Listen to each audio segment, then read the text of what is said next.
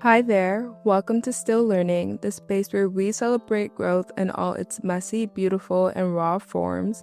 I'm your host, Fortune Fowley, and if you're here, you're right where you need to be because here we're embracing the beauty of being works in progress. In today's episode, I'm going to be answering the question that many of us have asked ourselves at one point in time, and that is, why am I still single? And I'm thankful to say that today I have an answer. I've wrestled with this question in different ways over the years, but through prayer, growth, and a whole lot of learning, I've come to see singleness in a completely new light. So whether you're single, dating, in a situationship, or somewhere in between, I truly believe this conversation will challenge, encourage, and maybe even free you in ways you didn't expect. Guess who's back again. Tell a friend. Guess who's back, guys? No other than me, Fortune, back again, another Monday, another Still Learning Monday for another episode of the Still Learning podcast. So happy to have you here. So happy that you were able to join me here on this Monday morning. And I cannot wait to dive into this conversation with you guys, especially since it's something that I feel like a lot of us, especially if you're Christian, that is just constantly put in the forefront of your mind, whether you want it to be or don't want it to be. And I know from the title of this episode, you might have had some preconceived notions about what this conversation is going to look like and what we're going to be talking about today. You might have been thinking that this is another podcast episode about the struggle of being single, but I want to set something straight at the very beginning here for us that is not what this episode is about at all. But in fact, this episode is all about why singleness has been one of the greatest gifts of my life. And I know you have probably heard this before, that singleness is a gift, but how many of us really believe it? How many of us are actually just dreading singleness and just waiting to get into this beautiful, amazing relationship, find the best partner, and settle down and get married? And just this singleness feels like this dreadful waiting period of our life. But I want to come in today and talk about how singleness is not that at all, but in fact, it really is this gift, and I really do believe it to be. I'm not just saying it to say it, but I want to share with you guys how I got to this point, why singleness has been such an incredible thing for me, and why I genuinely take so much joy in this season of my life, and hopefully how you can take joy in this season of your life as well if it's something that you have been struggling with. I understand that we live in a culture that makes it seem like being single is a problem that needs to be fixed. It's not just a world that pushes this narrative, but so does the church. Like in church, we are constantly hearing things like your husband can be in the room, your wife can be in the room right now, and it's just kind of becomes this thing where we idolize marriage. I know that is so many things that Christians struggle with, especially women struggle with, because on top of that, also societal cultures in terms of you need to become a wife and become a mother, all these things that are ingrained into us from our childhood. How susceptible we are to actually idolizing marriage and how it's become a norm in every aspect of our culture to do so, and villainize singleness, to villainize this season of our life that is just as important and crucial and just as beautiful and joyful as marriage is. And honestly, let's be real, so many of us have been taught to view singleness as this stepping stone to marriage, when in actuality, I don't know anywhere in the Word of God, and please correct me if I'm wrong, but I have not seen anywhere in my Bible where it says that singleness is a season meant to prepare you for marriage. Please provide me the scripture, because I cannot locate it. Maybe it's because I read the NIV translation, but I'm pretty sure it's also not in KJV or ESV. Just let me know. Direct me to the scripture that states that singleness, its entire purpose, is so that you can be prepared for marriage. Please guide me to that, and I will admit that I was wrong and take that into consideration. But as of right now, in my understanding, I do not find that. I do not see that. My father has not spoken that to me. So if that is not the case, yet that is something that we have been taught and ingrained to kind of view singleness as, then what is the truth about singleness in this season of our life that all of us will go through? Everyone in the world will experience singleness and a season of singleness. Not everyone will experience marriage. Not everyone is guaranteed or promised to be married. Like, it's not a part of everyone's plan and purpose for their lives. And I'm also someone who believes that not everyone is called to be married. God also didn't say that. He also did not say everyone needs to get married. Despite that, in church culture and societal culture, that is spoken to us and said to us as if it's truth, when in fact it is not. It's not truth. Marriage is not for everyone. And so if singleness is something that everyone will experience and marriage is not, shouldn't we be more focused on ensuring that people have a proper understanding of singleness and the gift that it is and the importance of honoring this season of your life that can be one that can last for a lifetime? And I'm not saying that marriage isn't important and we should cast aside marriage and that we should not talk about it and discuss it, because marriage is also such a beautiful covenant, not disregarding that at all. But we have put it on a pedestal for such a long time, and we have really lacked in ensuring that people have a true understanding of singleness in a way that can support them and help them as they're navigating it. So like I said before, singleness is not about preparing for marriage. That's what dating and courtship is for. That is the purpose of those seasons of your life. When you're getting to know someone, when you're building the foundations to see if this can become a marriage, that is when we are seeking preparation when you're engaged. But singleness is a completely different thing. Singleness is about something much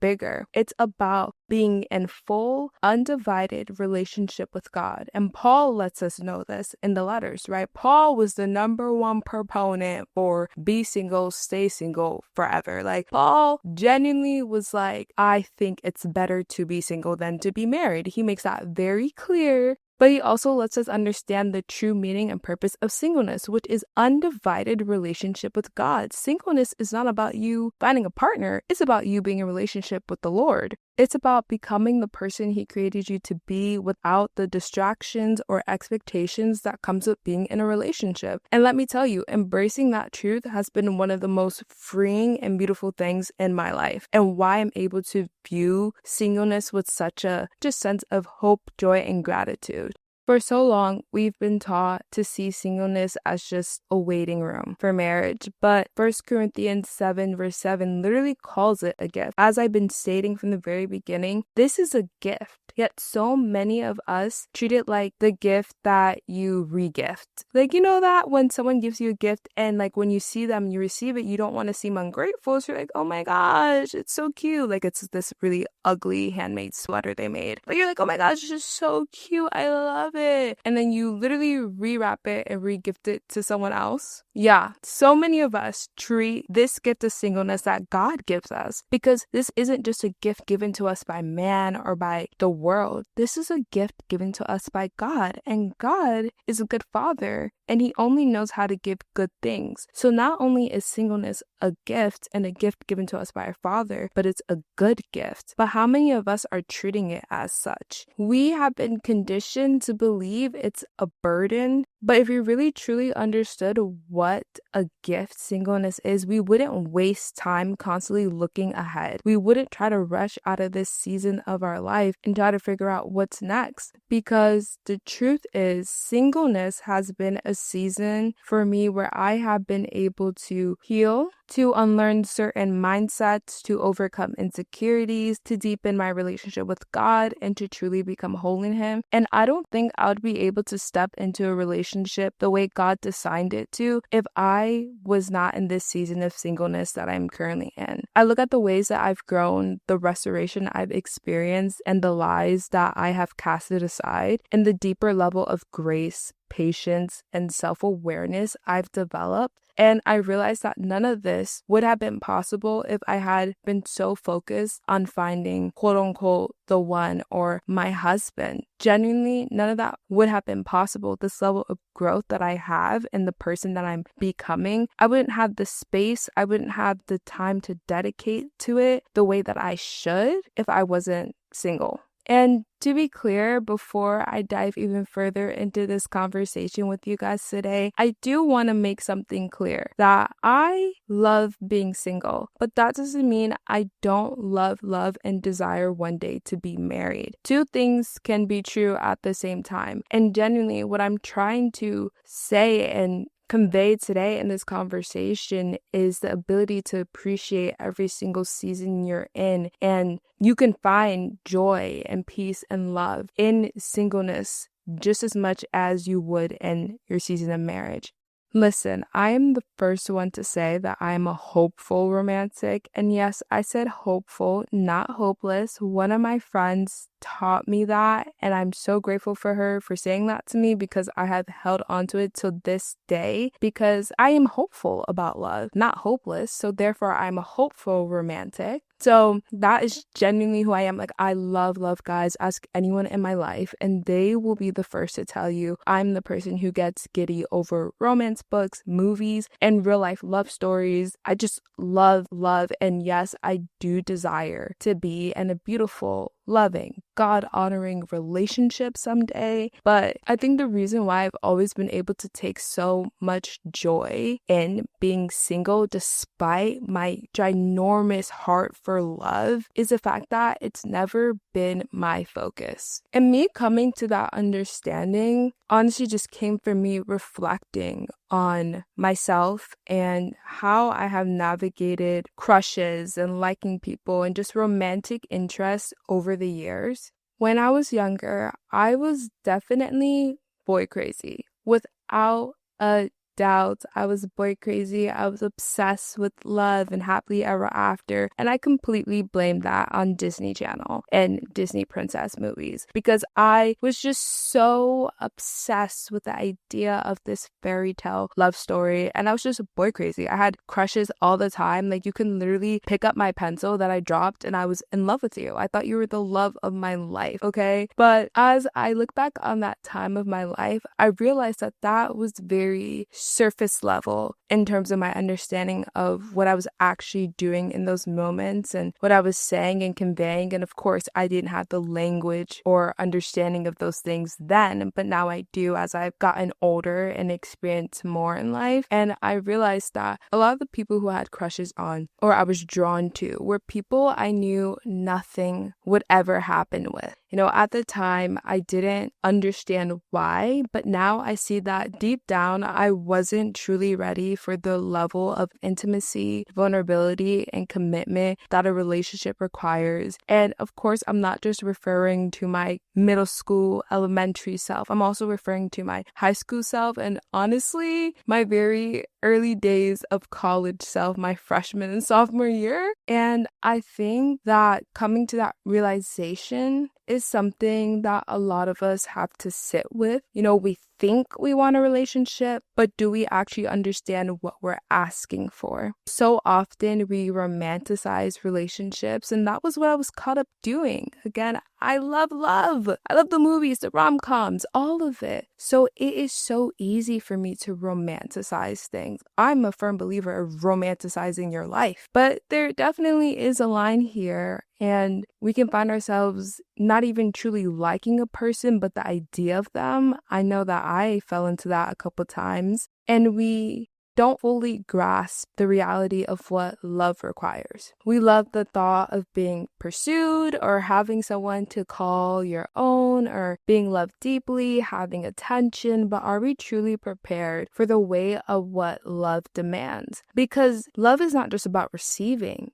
It's also about giving. Culture makes us crave the highlight reels. I mean, we see it all over social media, the cute date nights, the Instagram-worthy vacations, the fairy tale proposals. I mean, I have seen so many engagements on my timeline, guys. It is insane. But do we ever stop to ask ourselves, am I ready for the daily work that love requires? Because love is not a feeling, it's an action and it's a choice. It's a verb. You need to put this into action, you need to put this into work. And a lot of the times we get so caught up on the feeling, we don't understand that feeling is temporary and neither is feeling sustainable. If you're doing everything based off of feeling, you will not have a sustainable relationship, or nothing you do will be sustainable. Sustainability can't be based on feelings, but it has to be based on truth. It has to be based on putting in the work and making daily choices, sacrifice, commitment, that leads to sustainability.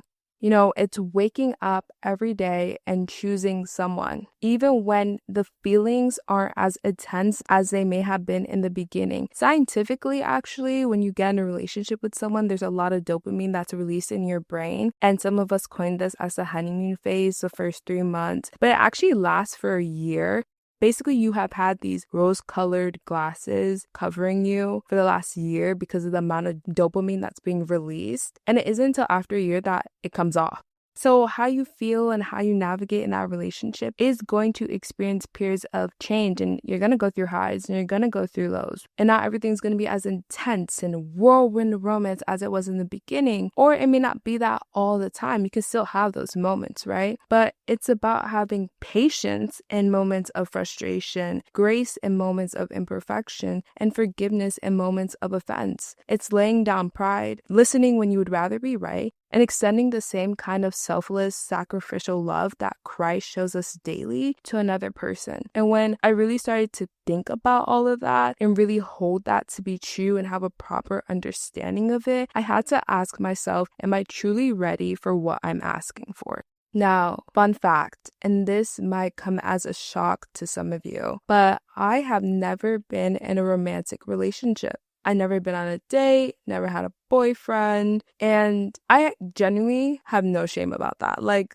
that does not bother me at all. That might seem strange in the current society and time that we're living in, but those things, like I said earlier, it's just never been my focus. I also wasn't allowed to date growing up, so I guess I didn't put as much importance to them, or I didn't tie them at all to my worth. So it's never really been this thing that I felt shame about, and I'm perfectly okay with stating it. I don't think it makes me any less of a great and amazing person and a great and amazing partner one day. But I say that to say that I'm not completely innocent, guys. Let me not have you fooled. Let me not have you fooled.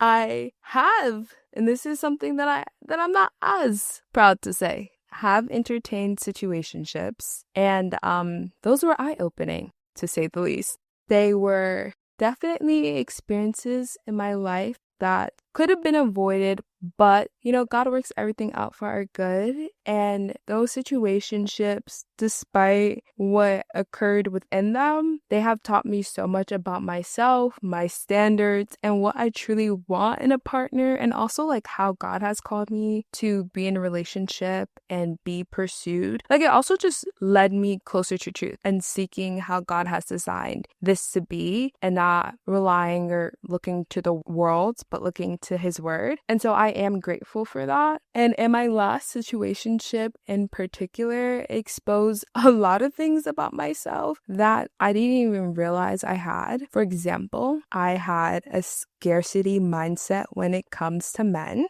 And some of you guys might be like, what? What does that even mean? Because typically we apply the concept of scarcity, because scarcity just means the lack of something, and typically we apply that to needs. So whether that's money, food, clothing, we tie that to our basic needs. But I had a scarcity mindset, a lack of, when it came to men. And what I mean by that, and let me tell you something, when I came to discover this about 2 years ago, it was definitely an uneasy thing that I had to work out within myself. I'm gonna be quite frank. Growing up dark skinned, there's a lot of things that I subconsciously believed, and that led to me having this belief that my options were limited. I didn't even realize how deeply ingrained that belief was until I reflected on the things that I had tolerated and the way I had approached relationships in terms of romantic interests in the past, and how that mindset led me to entertain things that weren't aligned with what I actually desired. And the funny thing is, I used to say I wanted intentionality in relationships and how I'm pursued. I've always said that, but I wasn't actually living that. I wasn't actually being intentional myself or intentional with those people either. Like, I wasn't being purposeful in my decisions and my actions and my behaviors.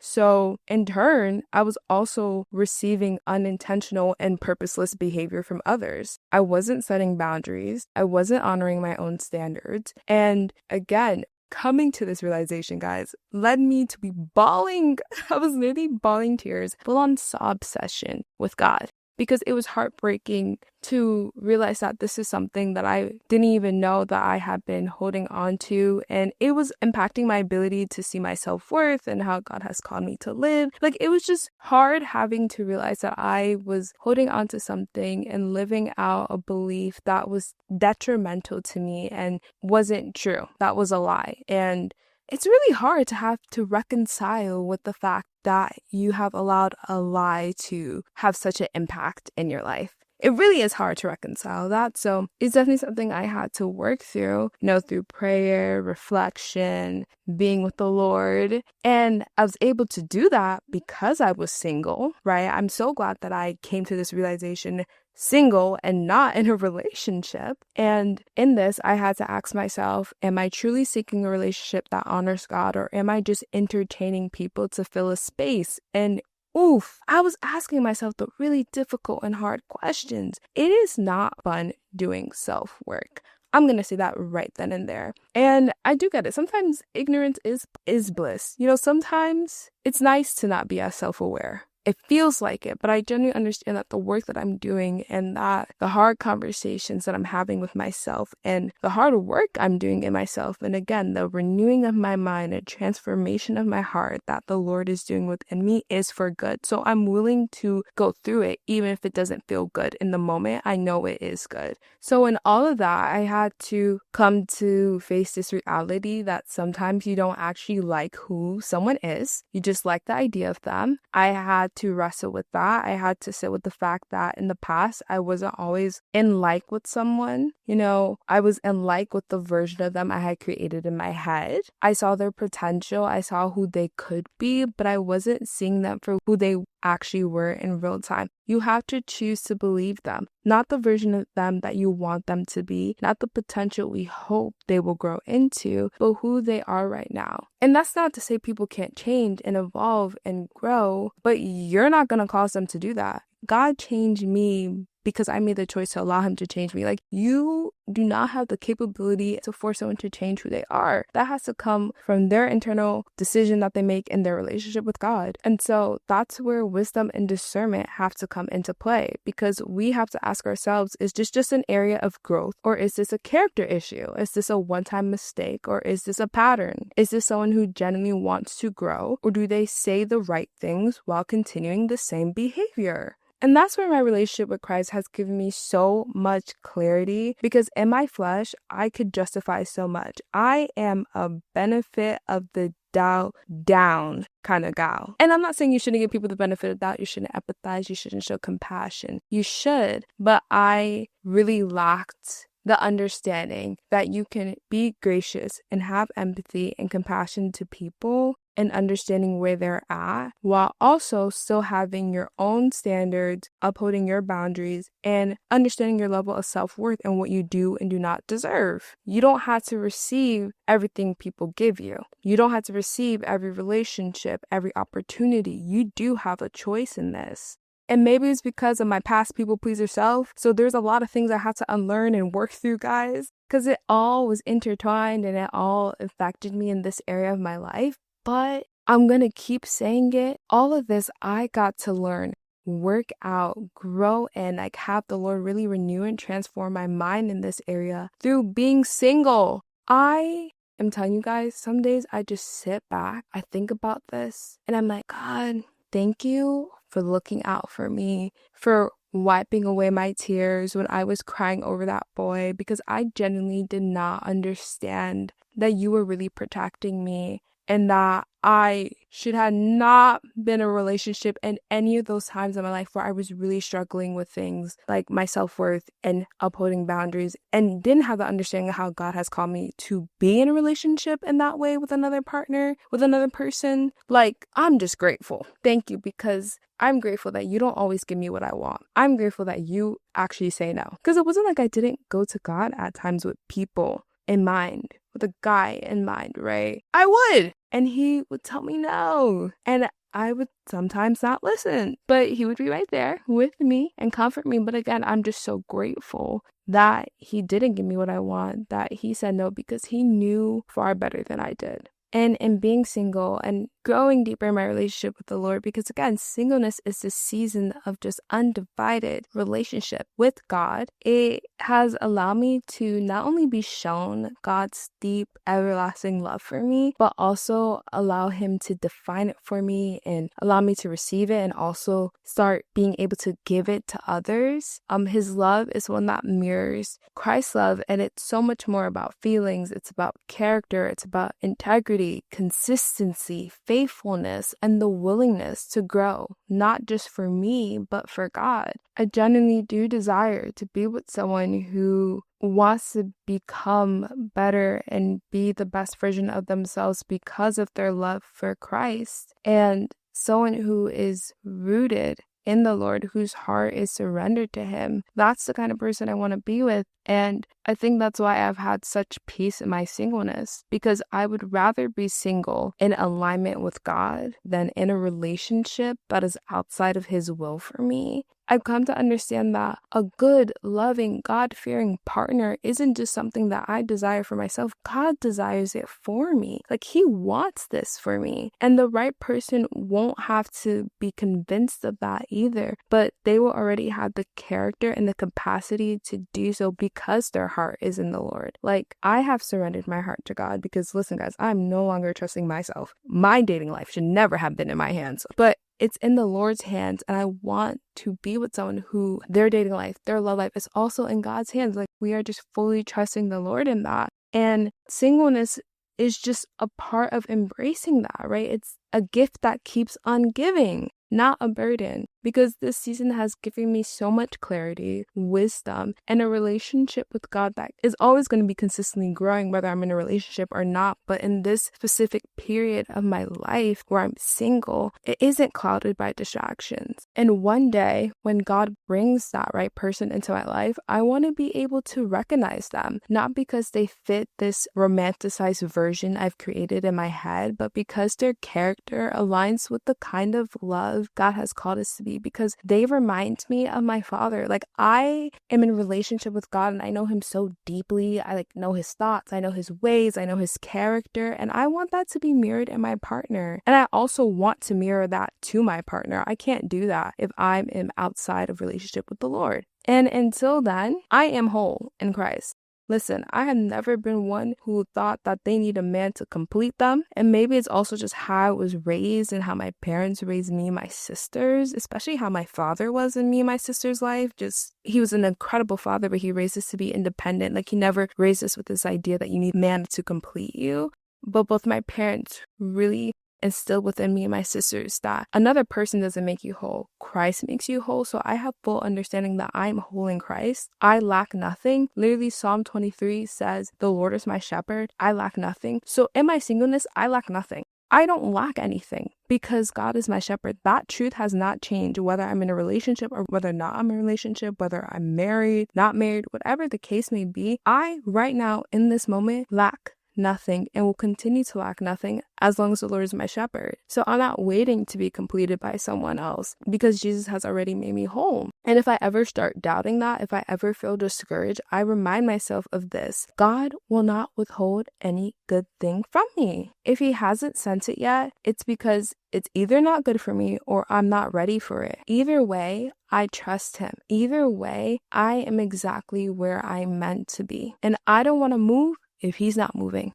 The truths that I have come to learn and understand in the way that I've grown, none of this came from being in a relationship with another person. All of it came from being in a relationship with God. The more I studied what God says about love, marriage, and relationships, the more I realized how sacred they are. And I've always been someone who's held marriage and relationships to a certain level of reverence. Even before I committed my life to Christ, I just took it very seriously. And just by nature, I take relationships very seriously in my life. I hold them very deeply and near to my heart. My friends can attest to this. Relationships are very important to me. And so, it's always been something that I had a very high belief of. I mean, my parents, I was blessed to be able to grow up in a 2-parent household and see like a loving and beautiful marriage that was like Christ-centered. Definitely take that as a privilege and an honor. So that probably also plays into why I hold that to very high standard. But I definitely would say that in this season of my life, I have even more of a reverence for relationships now. As I further understood how God has called marriage to be and what love is and how we should engage in relationship with one another, I came to understand that marriage isn't just about two people being in love. It's meant to reflect Christ in the church. It's meant to be a partnership that glorifies God, which means it requires a foundation of selflessness, purity, and deep commitment. And when I really started to grasp that, I realized something huge. If I had been in a relationship earlier, I wouldn't have been ready to honor God in it. Like, I wouldn't have had the capability to do so, because loving someone in a Christ-centered way isn't just about emotions. One, it takes the Lord. Two, it also takes wisdom, patience, and true spiritual maturity and growth that I am just getting to, that I definitely was not at before. And that's something God has been teaching me in my singleness. The deeper I've grown in my faith, the more I've realized that a relationship isn't something I want to enter into lightly. I want it to be purposeful, intentional, and most importantly, God-led. And I find that these desires within myself have only grown further while being in singleness, and they really now are just something that I won't settle, I won't compromise, because I genuinely want what God desires for me. I don't want counterfeit. I want what's for me, and I tell God all the time, if it's not for me, please take it away. I don't want anything that's not for me. If it's not for me, it's going to work against me, and there's enough going on in life. But in coming to that understanding, and again, like having and being fixed and set in standards and boundaries that aren't rooted in trauma, that aren't rooted in the world, but rooted in truth, I had to then take it a step further and ask myself, am I now too comfortable in my singleness? For a period, I wasn't willing to even explore it. Like, at one point I was like, low-key, I can be a Mary Magdalene, which, if you don't know who Mary Magdalene is, in brief, she was single for a very long time, but she was living her best life serving the Lord. And I was kind of like, could that be me? Like, I'm kind of really enjoying this singleness. So I had to ask myself that, and maybe you should be asking yourself that too, if maybe singleness isn't something that you struggled with, but maybe you struggle more with God calling you to step out of that, the ability to be really comfortable in this. And again, I'm not sure if that's possible, but it's definitely a question I had to bring to the Lord about, because when you truly love the season you're in, when you've built a life of fulfillment, purpose, and joy apart from a relationship, which I have done and I'm living out, it's easy to wonder if God does have marriage for me. Will I be open to it when the time comes? That was something I had to really figure out, I want to say last year around the fall, because guys, like I said, I love being single because it's been such a gift to me. It's been such a gift, and I had to begin to ask myself, talk with God. Okay, God, am I getting too comfortable in my singleness? Is marriage for me? Are you calling me to be married? Because again, like I said in the beginning, marriage isn't for everyone. So I don't want to be desiring something that isn't part of his plan for my life. And I know that when I asked him this, whether his answer was yes or no, I knew that it would be good. And even if I struggled with the answer that I received, he would be able to reconcile it within me and help me find peace in it.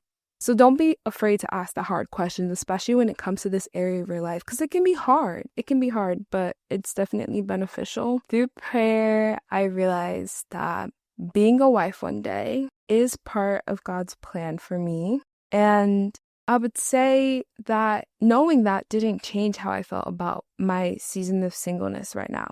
It didn't make me want to rush out of it. It didn't make me feel like I wasn't fulfilling anything, or maybe I was delaying this next part of my life that God is calling me into. Like, everything in his timing, and I'm exactly where I need to be right now. So it didn't make me feel any way in that sense, but it definitely made me have further peace about it, further peace about the season that I'm in. No, I don't have to stress over when or how it will happen. I don't have to entertain people just because I feel like I'm running out of time. I know now that God will provide and that He will exceed my expectations in ways that I can't even imagine. And in the meantime, I get to continue growing, healing, and becoming the woman He has called me to be, because being a wife isn't my purpose, it's just part of it. At the end of the day, every season of life is temporary. One day I'll be married and this season of singleness will be over. And just like I don't want to rush into marriage, I don't want to rush through singleness either, because every season has a purpose. And if we don't learn to be present and content in the season we're in, we'll always be chasing the next thing, never truly appreciating what God is doing in our lives right now. So, to answer the question, why am I still single? It is because this is exactly where God wants me to be right now. This season is not a waiting room. It's a gift, and it's a gift that keeps on giving. And whether marriage is in your future or not, you are already whole in Jesus, because true fulfillment doesn't come from a person, it comes from Him. So instead of asking, why am I single? Maybe the better question is, how can I embrace where God has me right now? Thank you so much for joining me on this episode of Still Learning. I hope today's conversation gave you a fresh perspective on singleness and reminded you that this season is not a waiting room, it's a gift. If this episode resonated with you, please share it with a friend, because I know so many of us need to reframe how we see singleness. And if you're not already, make sure to follow at Still Learning Pod on Instagram. I'd love to hear your thoughts and continue this conversation with you. And if you enjoyed today's episode, it would mean so much if you left a rating or a review. It helps others find the podcast and continue growing this community. And as always, let me know how I can make this space better, because I'm still learning too. Remember, what it is now is not what it will always be or what it will become. Stay encouraged, stay rooted in truth, and I'll see you next time for another episode of Still Learning.